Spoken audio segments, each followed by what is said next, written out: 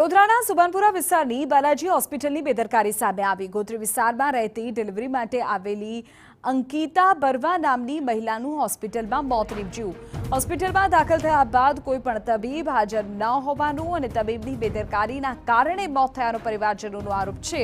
Delivery પહેલા મહિલાને ગેસની તકલીફ થયા બાદ હોસ્પિટલે કોઈ સારવાર ન આપતા મહિલાનું મોત થયાનો આરોપ છે। હોસ્પિટલના તબીબે પરિવારના આરોપોને નકાર્યા છે તથા ફરજ સમયે હોસ્પિટલમાં હાજર હોવાનું નિવેદન આપ્યું છે।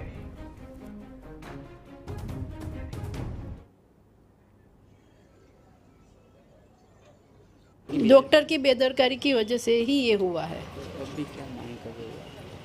हमको इंसाफ चाहिए बस और कुछ नहीं। और जो पुलिस भी जो भी इसमें कार्यवाही कर रही है वो किसी भी पक्ष में ना होकर निष्पक्षता से करे बस। હું નાઇટ ડ્યુટીમાં હતો। નાઇટ ડ્યુટી અમારી 9 વાગ્યાથી લઈને સવારના 8 સાડા 8 સુધી ચાલુ રહે છે।